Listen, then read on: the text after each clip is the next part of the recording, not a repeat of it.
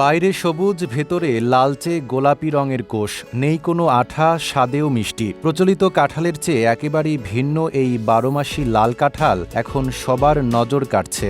ব্যতিক্রমী এই ফলের বৈশিষ্ট্যই প্রতিদিন টানছে অসংখ্য দর্শনার্থী। অনেক কাঁঠাল খেয়েছি, তা এই লাল রঙের মতন কাঁঠাল খুবই কম পেয়েছি বা কম খেয়েছি। এই ভিয়েতনামি জাতের কাঁঠাল চাষ করে সফলতার গল্প লিখছেন চুয়াডাঙ্গার জীবননগরের তরুণ কৃষি উদ্যোক্তা সজল আহমেদ। নিজের বাগানে ৫টি ভ্যারাইটির লাল কাঁঠাল চাষ করে তিনি তৈরি করেছেন নতুন সম্ভাবনা। তার সফলতা দেখে অনেকেই এখন এই ফল চাষে আগ্রহী হচ্ছেন। বাংলাদেশ সর্বপ্রথম এই লাল কাঁঠালের বাগান আমি করেছি। আজকে আপনাদের এই কাঁঠাল কেটে দেখাবো। এর ভিতরে একদম পুরা রক্তর মতো লাল হবে।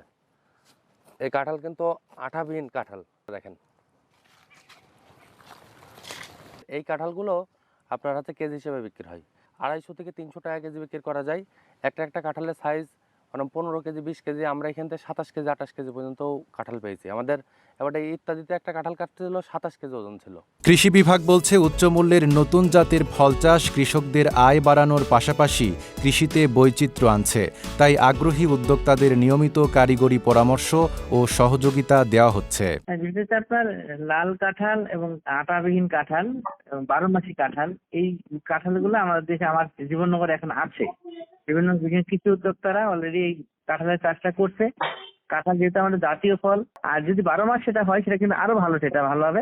সেই জন্য আমি মনে করি যেটা বর্তমান সময় একটা সম্ভাবনাময় ফল হিসেবে আবার দেখা যাচ্ছে।